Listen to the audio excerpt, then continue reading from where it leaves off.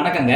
இந்த வீடியோவில் நம்ம பார்க்கக்கூடிய டாபிக் என்ன அப்படின்னா நாடிமுறை பலன்கள். நாடிமுறைப்படி இந்த பலன்களை சொல்கிறது தான் பார்க்க போகிறோம். இது நாள் வரைக்கும் பாரம்பரிய ஜோதிட முறை பார்த்தோம். கொஞ்ச நாள் நாடிமுறைப்படியும் பலன்கள் எப்படி அப்படிங்கிறத பார்ப்போம். முகூர்த்தம் சமயத்தில் எது செய்யலாம், செய்யக்கூடாது. இப்போ ஒரு நல்ல முகூர்த்தம் இருக்குது. இன்றைக்கி ஒரு டாக்குமெண்டேஷன் சைன் பண்ண போகிறீங்க, ஒரு பத்திரப்பதிவு பண்ண போகிறீங்க, ஏதோ ஒரு வகையில் நல்ல விஷயத்துக்காக பத்திரப்பதிவு பண்ண போகிறீங்க, ஏதோ நிலம் வாங்க போகிறீங்கன்னு வச்சுக்கோங்களேன்.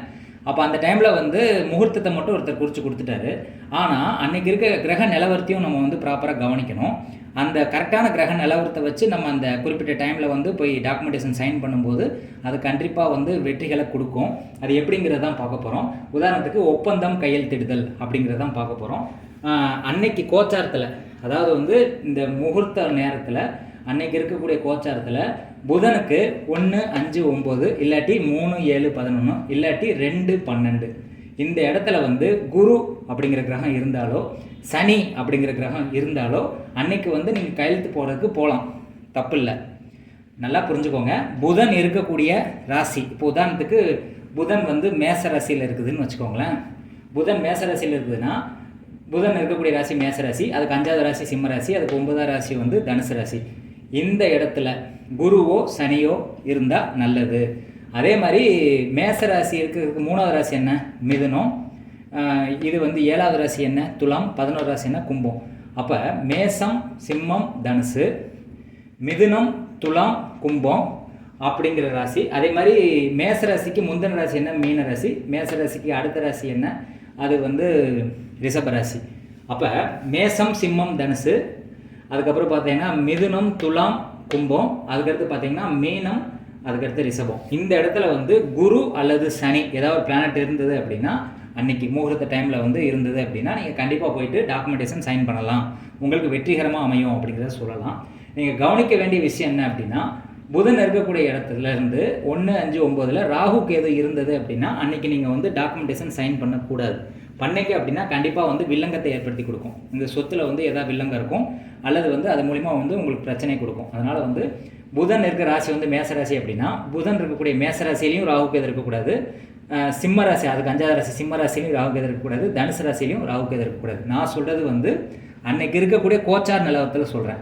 நான் ஜனன ஜாதகத்தை சொல்லலை. இப்போ இன்றைக்கி கையெழுத்து போட போகிறீங்க அப்படின்னா அந்த நாளினுடைய கோச்சாரம், இப்போ இன்றைக்கி கோச்சாரம் அப்படின்னா டெய்லி காலண்டரில் போட்டிருப்பாங்க கிரக நிலவரம். அந்த மாதிரி நீங்கள் போகும்போது புதன் இருக்கக்கூடிய ராசி எந்த ராசின்னு பாருங்கள். அதுக்கு 5வது ராசியிலையோ 9வது ராசியிலையோ ராகுவோ அல்லது கேதுவோ வரக்கூடாது. அந்த டைமில் வந்தது அப்படின்னா டாக்குமெண்டேஷன் வில்லங்க ஏற்படும், ஏதாவது பிரச்சனை வரும். அது இல்லாத டைமில் போய் நீங்கள் டாக்குமெண்ட் சைன் பண்ணீங்க அப்படின்னா கண்டிப்பாக உங்களுக்கு வெற்றி கிடைக்கும். அப்படிங்கிறது ஒப்பந்தம் கையெழுத்திடுதல் அப்படிங்கிறத பற்றி பார்த்தோம். அடுத்து ஒருத்தவங்க வண்டி வாங்க போகிறீங்கன்னு வச்சுக்கோங்களேன். ஒரு காரோ பைக்கோ வாங்க போகிறீங்க. அதுக்கு ஒரு நல்ல நேரம் குறிச்சிட்டு நீங்கள் போகிறீங்க. நல்ல நேரத்தை மட்டும் பார்த்தா போதாது, கிரகத்தையும் பார்க்கணும். அப்போ கிரகம் அப்படிங்கிறது வாகனத்துக்குரிய பிளானட். இதில் டாக்குமெண்டேஷனுக்குரிய பிளானட் புதன். அதனால் புதனுக்கு இந்த இடத்துல 1, 5, 9 3, 7, 11 2, 12 குரு அல்லது சனி இருந்தால் அன்னைக்கு பண்ணலாம் அப்படின்னு சொல்லப்படுது. அதே மாதிரி ராகு கேது இருந்தால் அன்னைக்கு அந்த கையெழுத்தை நம்ம போடக்கூடாது அப்படின்னு சொல்லப்படுது. அதாவது புதன் இருக்க ராசிலையோ, புதன் இருக்கக்கூடிய ராசிக்கு 5வது ராசிலையோ, புதன் இருக்கக்கூடிய ராசிக்கு 9வது ராசிலையோ ராகு கேது இருந்தால் அந்த டாக்குமெண்டேஷன் சைன் பண்ணுறது நீங்கள் தவிர்க்கணும். தவிர்க்கலை அப்படின்னா வில்லங்கம் ஏற்படும். வாகனம் வாங்கணும் அப்படின்னா வாகனத்துக்குரிய காரகன் சுக்கிரன். அப்போ சுக்கிரனுக்கு புதன் சொன்ன மாதிரி தான். சுக்கிரன் இருக்கிற ராசி என்னன்னு ஃபஸ்ட்டு தெரிஞ்சுக்கோங்க. அதுக்கு 5வது ராசிலையோ 9வது ராசிலையோ குரு இருந்தது அப்படின்னா கண்டிப்பாக அன்னைக்கு வாகனம் வாங்கலாம். நம்பர் 1. 3, 7, 11 சுக்கிரன் இருக்கக்கூடிய இடத்துக்கு 3, 7, 11 2, 12 அதாவது சுக்கிரனுக்கு முந்தின ராசி சுக்கிரனுக்கு அடுத்த ராசியில் குரு இருந்தால் வாகனம் வாங்கலாம். அதே மாதிரி இது வாங்கலாம் அப்படின்னு சொல்லக்கூடியது. எப்போ வாங்கக்கூடாது அப்படின்னா சுக்கிரன் இருக்க ராசிக்கு 1வது ராசி சுக்கிரன் இருக்க ராசியிலே ராகு கேதுவோ, சுக்கிரன் இருக்கக்கூடிய ராசிக்கு 5வது ராசியில் ராகு கேதுவோ, சுக்கிரன் இருக்கக்கூடிய ராசிக்கு 9வது ராசியில் ராகு கேது இருந்தால் நீங்கள் அன்னைக்கு வாகனம் வாங்குறத தவிர்க்கணும். நான் சொல்கிறது கோச்சாரம், உங்கள் ஜாதகம் கிடையாது. இன்றைக்கி நீங்கள் வாங்க போகிறீங்கன்னா இன்றைக்கி கோச்சாரத்தில் சுக்கிரன் இருக்கக்கூடிய இடத்துல இருந்து 5வது இடத்துலையோ 9வது இடத்துலையோ ராகு கேது இருக்கக்கூடாது. அப்படி இருந்தது அப்படின்னா வாகனம் வாங்காதீங்க. வாங்கினீங்கன்னா ஒன்று அந்த வாகனம் யாருக்கா கைமாறி போயிடும், அல்லது விபத்து ஏற்படும். அப்படிங்கிறத நீங்கள் புரிஞ்சுக்கோங்க. இதில் விதிவிலக்கு என்ன அப்படின்னா சுக்கிரன் ஆட்சி பெற்று உச்சம் பெற்று அது கூட ராகு கேது இருக்கும்போது கொஞ்சம் பாதிப்பு கம்மி தான். ஆனால் சுக்கிரன் வலுவிழந்த நிலையில் ராகு கேது வலுவான நிலையில் 1, 5, 9 இருந்தது அப்படின்னா கண்டிப்பாக இந்த வாகனத்தினால உங்களுக்கு பாதிப்பு கண்டிப்பாக வருங்கிறத சொல்லிடலாம்.